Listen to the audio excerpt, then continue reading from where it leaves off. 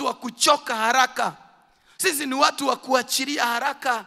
Na sometimes ukiwa mtu ambaye hana patient ya kugojea wakati wa Mungu, uta give up. Hata mimi nilifika mahali nashindwa, Mungu utakuja lini?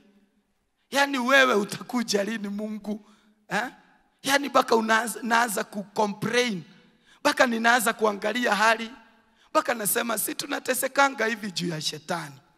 Na sasa kwa nini Mungu alileta shetani? Si angemuua.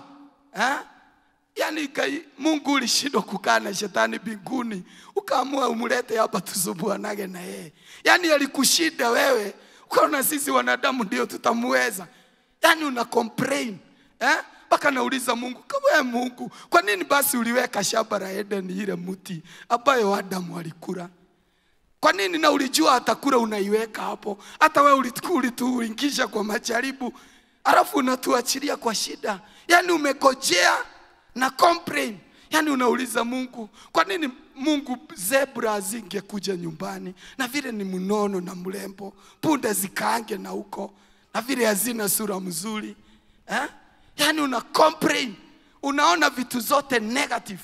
Lakini nikwambia hata wakati huo nilikuwa nauliza Mungu hiyo maswali, nilikuwa natembelewa na mapepo inanikanyanga kifua. Mpaka najaribu kuita Yesu. Haitoki. Juu sasa hata nimetune njia ingine ya kuona kama Mungu ni mbaya. Mungu ulituumba huku duniani ukatulete hapa. Sasa kwa nini Mungu uliumba wanawake wengine warefu, wengine wafupi, wengine wanono? Si ungeumba wote size moja. Ukianza kucomplain, una complain to everything.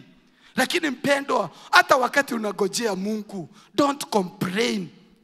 Endelea kumgojea na moyo safi.